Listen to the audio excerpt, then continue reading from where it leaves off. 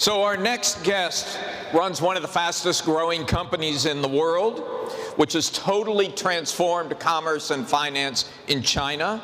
He's not only a business magnate, he is a philosopher, a philanthropist, and recently became a martial arts movie star. So please welcome the founder and executive chairman of Alibaba, Mr. Jack Ma. Thank you. Thank you, Ola. Good. Thank you. I have to start with the movie. Okay. So it's been seen, I'm told, by 300 million people. What convinced you to make a martial arts movie? Well, this is real me because I think when you are doing business, you focus on the KPI, revenue, and the profit. I think life is so boring about that. You have to do something fun. So I love magician, I love sing songs, and I love kung fu. So I think I want to make myself happy, and meanwhile, make my customer happy, my friends happy. Could you tell everyone here how to find the movie in case they haven't seen it yet? Yeah, it's already on YouTube, on Facebook, and on YouTube. Well, I try to do something better. I spent 12 days, 9 o'clock in the morning to 9 o'clock in the evening. I never late for 1 minute. I never know making a movie takes such a long effort. Oh, but it's fun. Good. Well, we all look forward to seeing it. Thank you so much for being a part of the Fortune Global Forum. My honor. And I'm sure, as you heard earlier, the three big trends that we are looking at are trends that are central to your business and your business philosophy. Yeah. One is the rapid changes being brought about technology. Yeah. The second is the changes in the way people are thinking about globalization and the political backlash that lies there. And then the third is the continuing rise of the Chinese economy, which you've been such an integral part of. So you announced recently that Alibaba is going to invest $15 billion in research and development. How are you going to focus that investment? Well, first, my request to my team, $15 billion next 5 years on technology. I have one request. This lab shall last longer than Alibaba.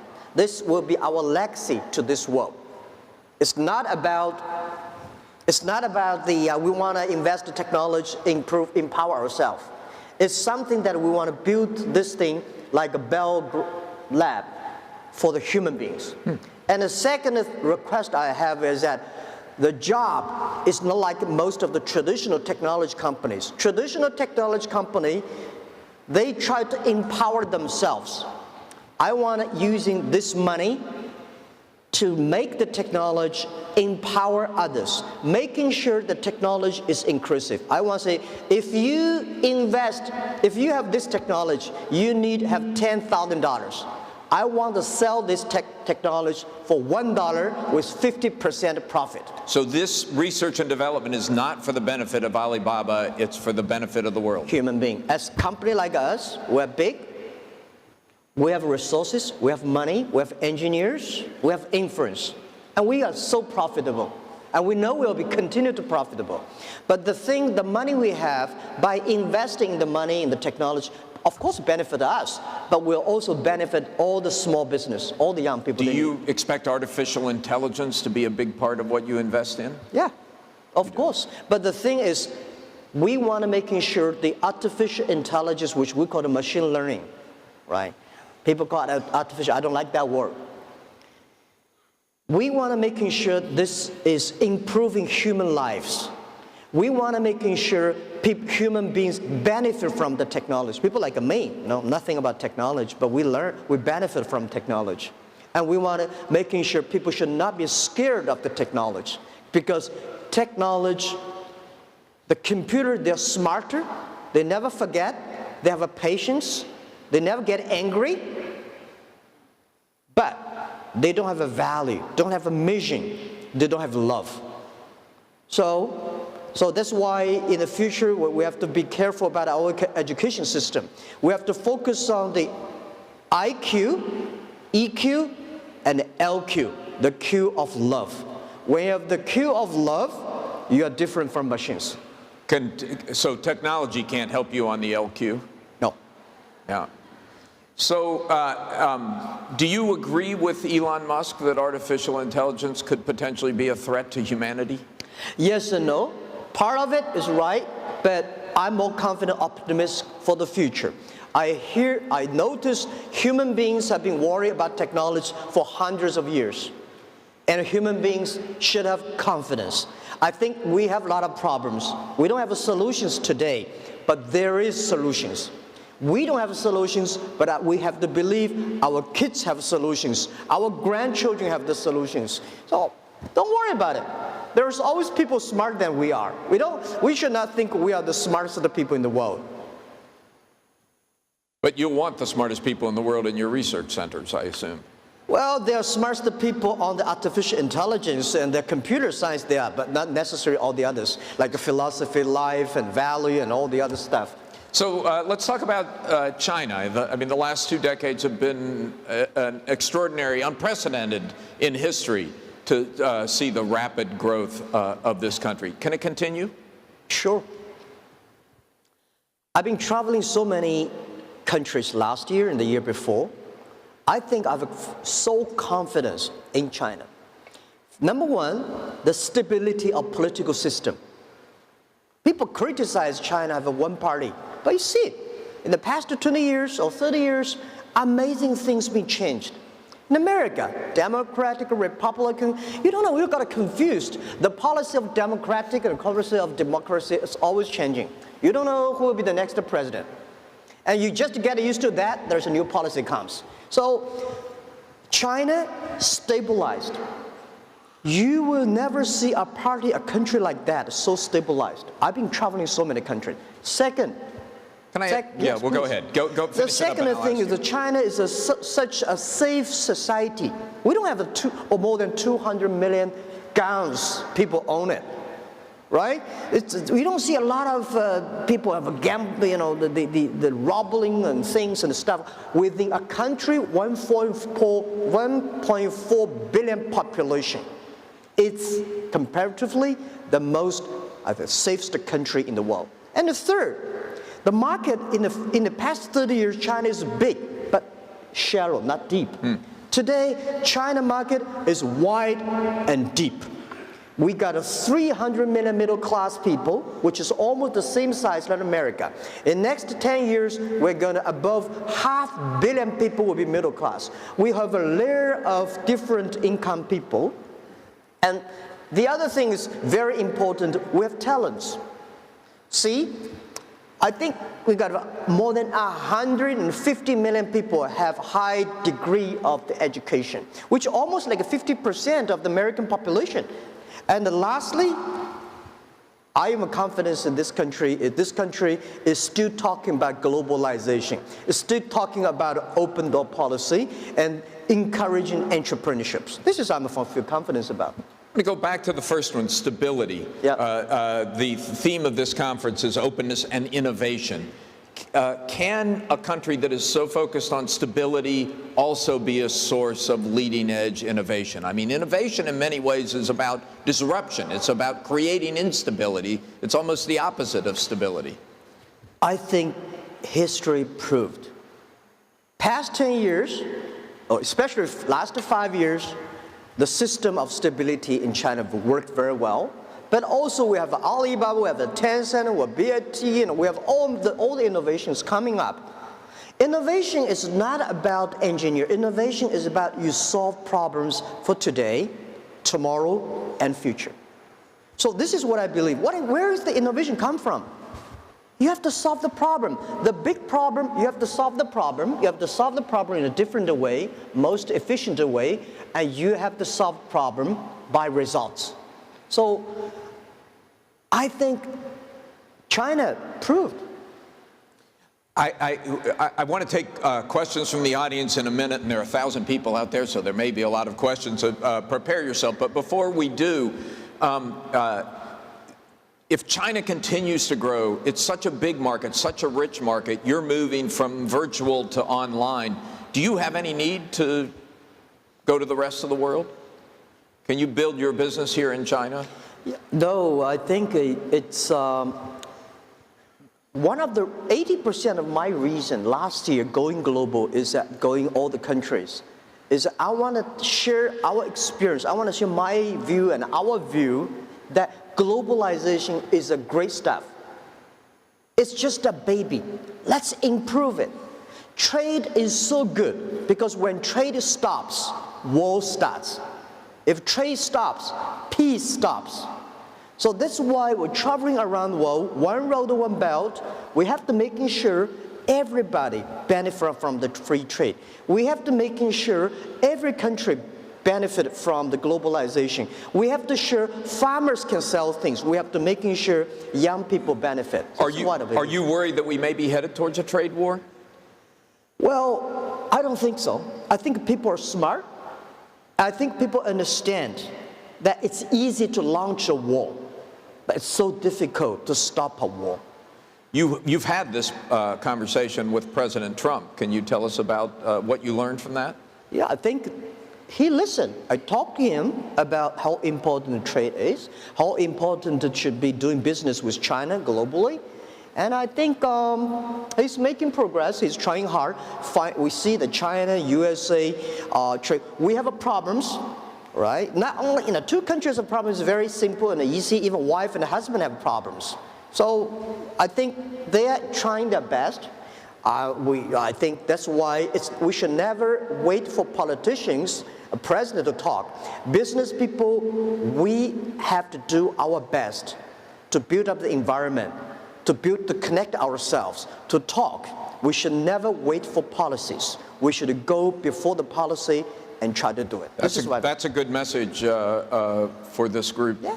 Be optimistic and take action. Today. So when as Alibaba goes out into the rest of the world and begins to conquer the rest of the world the way it's conquered China. No, we're not a conqueror, we are serving. Serving the rest of the world the way you serve China. Yeah. Who's your most dangerous competitor? Is it Amazon or is it Tencent? Well, people always compare us with Amazon. Amazon is a great company. I respect. I've been seeing them from tiny to that big. And I think they will continue to grow. But we are different. Amazon is an e-commerce company. We are not e-commerce company. We enable other people to do e-commerce. We want to making sure everybody can be Amazon. So are you saying Tencent is the greater competitor? Tencent is, of course, they are a great company. And it's not easy to be that size within only less than 20 years. So innovative and so creative and so different on social technology. And they're based in Shenzhen and they're almost everywhere in China. But respect, of course we compete, but compete does not mean I have to hate them. So Pony Ma will be here this afternoon. Do you have a question you'd like us to ask him? I don't have a question. Bless him. And proud for him and keep on his dream. This is what I say. We don't hate your competitors. Respect your competitors. Learn from him. But, Pony and I, we've been doing the charity together, the Nature Conservancy, and protect but we compete each other. But when we compete each other, we should respect each other. I respect him. I respect Tencent. Let's take some questions from the audience. Anyone out there? Right here up front. Can we get a paddle up front? Thank you, Bern. Right here in the front row.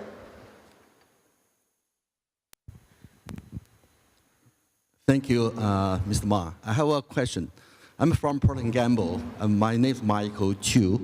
My question is about when Alibaba become bigger and bigger, what's your perspective on free competition, freedom in the market versus monopoly?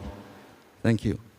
Okay, that's a good question. Would you repeat the question? I'm not sure everyone. Yeah, his question is when Alibaba is getting bigger and bigger. So what is the free market? Well, what do you think about the monopoly, right? Right, first, let me say this. Alibaba will get bigger and bigger. But Alibaba itself is not big. We are empowered. We are economy. We are not a normal company. We are enabler. We are enabler small business to reach the consumers. For example, we are enabler P&G to reach into the rural areas of China, right? This is something that traditional channel can never do. We are enabling every small business to reach the money. We're enabling every small business to take the technology in a very cost-effective ways. We call ourselves, we are infrastructure builder. The infrastructure of doing business. This is what we do. And the other thing I want to say, monopoly. It is so difficult to monopoly. Monopoly, what does monopoly mean? Guys, monopoly, M-O-N-O, is like 300 years ago. The empress house, they give this special license to the other people, and the government control it. The monarch family, they don't give it. This is where. Last centuries, in the industrial period, because you have the money, if you alliance with the banks, you can control. Today, tell me, any internet companies can guarantee he will be successful for more than 5 years. Very difficult. We saw Yahoo disappeared. We saw Netscape disappeared. Last 18 years, Alibaba transformed themselves at least 80 times.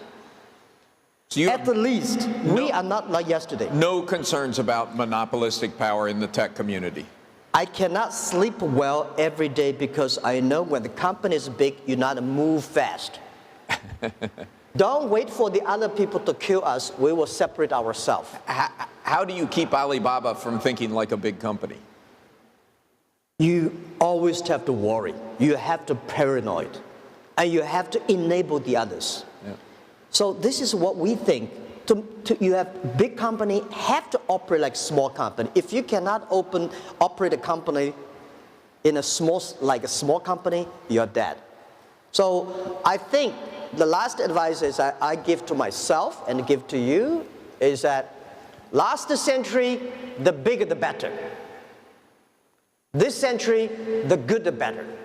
Do the business, not because the size, it does not necessarily the big size you are, the more profit you are. You really believe that? I believe that. There's a different ethic of business. You know, we got a Fortune 500 companies, you judge because of the size. How many of them are really happy? How many of them have profit? No. Small companies, they're very profitable. They're very happy. They can spend time with the wife and the husband and kids traveling around, and that's life. I would just take a moment to point out that while the Fortune 500 does rank companies on size, 3 years ago, Cliff Leaf, the editor of Fortune, started a Change the World list that ranks companies on their ability to do good in the world. So that's great. I love to hear that. We're with you. Other questions? Right here, again up front. Do we have a mic up front? It's a big room. Thank you. Hi, Jack. Do you think Alibaba has reached the summit of the peak? What do you think is the future growth engine for Ali? And if some company will rise and surpass Ali and Tencent, which sector of the economy do you think that will be? Okay. Thank you. So the question is that is Alibaba at its peak, right? And which sectors that companies around the world can do better than Alibaba or Tencent? Well, Alibaba has just finished its 18-year anniversary. We want to last 102 years, so we have 84 years to go. Why 102 years? Because every number you give your team should be serious, should be accurate. We were born in 1999. Last century, we had 1 year. This century, we want to have 100 years, and plus 1 year, 102 cross 3 centuries. So we never say we are successful. 18 years, we just about 18 years, like 80 years to us. We have overcome so many problems and difficulties. So I think we are just the beginning. The world is so interesting, full of great opportunities. So we think, you know, cloud computing just the beginning. Artificial intelligence, how can artificial intelligence empower our customers instead of empower ourselves? How we can build up a network that every countries in the world are connected because of the e-commerce. This is what we think. So I think we are just a baby, or at least we're just a young person yet. I don't worry about we today, our GMV wise, ranking number 21 economy of the world. But our expectation, our vision, year 2036, we want to be the 5th largest economy of the world. Why 2036? Next 20 years. You have to prepare for that. Well, the Trudeau PM from Canada, he said Canada is a great place to do business. Let me tell you, the virtual economy, Alibaba is a great place to do business. We build up the new rules and laws. And by the way, answer your second question, opportunity is everywhere. Opportunity means responsibility. What problem you solve for the world? The bigger the big opportunity. Who has the last question? Right here in the second row. Jean. Jack, it's always great to hear your talk. Very inspiring. Alibaba today is not just an e-commerce player. You are a complete ecosystem from online to offline to payments. You're also a leader in AI and cloud computing. You yourself, Jack, are not only a great leader of a great company, but you've become a great spokesperson for entrepreneurship in China. So what is your next ambition? What about your global ambition? Today, Alibaba's business is predominantly from China. 90% of revenue is from China. So what is the next step? You have reached the pinnacle of success already. Tell us about your ambition in the next 20 years, both your personally and for Alibaba. Thank you, Jack. Thank you so much for the question. Thank you. I'm flattered. I was born in a very poor family in a city, beautiful city called Hangzhou. I learned myself and nobody expect I would be today. I never thought I would be today. I am a very lucky person. Fortune 500, I'm a fortunate person. I really honored. I never know why I'm so lucky in my life with so many great people, doing so many things. Of course, people hate me, people like me. I'm okay, right? But for Alibaba, I want to making sure this company never forget the first day love mission we had. Empower small business, empower young people, empower women using technology. And this is what, I cannot guarantee Alibaba will be profitable, the most profitable company myself. But I will try to do anything before I retire, making sure the people remember the mission, the value, the vision of the company, and continue to do that. This is the company we'll go, empower small business, young people, women. But for my personal life, I don't want to die in the office. I want to die on the beaches. I want to enjoy my life, because we come to this world not to work. We come to this world to enjoy life, make friends, have good families, and traveling around the world. So when I retire, I want to do something. But of course, I will not only enjoy life, I will be a teacher. Back to my teaching experience, Hupai University, entrepreneurs I want to do. Jack Ma Foundation, environment protection, empower the poor people. This is something that I would put 90% of my time is at. And as always, I love to spend the time with the young people, entrepreneurs. So this is what I want to do. Very quickly, before we go, you have a lot of Chinese companies in this room, but you have a lot of non-Chinese companies in this room that want to do business here. Your one best piece of advice to companies that want to do business in China? Doing business in China is difficult, just like doing business in any country. Don't tell me China is the most difficult. If you cannot survive in China, I barely think you cannot survive in lots of other countries. Doing business in other countries, number one rule, respect the culture, respect the market, respect the consumers. Number two rules, have a strong leadership. Send people with great entrepreneurs, not send people like professional managers. Those people make boss happy, not make the customer happy. They have to make customer happy, not boss happy. And the third, have patience. If you don't have patience, a lot of internet companies come to China, they want to have a quick win. I want to win within 1 year. I want to IPO next year. I want to be successful 3 years. Impossible. China is a huge market. Have patience, please. I was in Starbucks last night.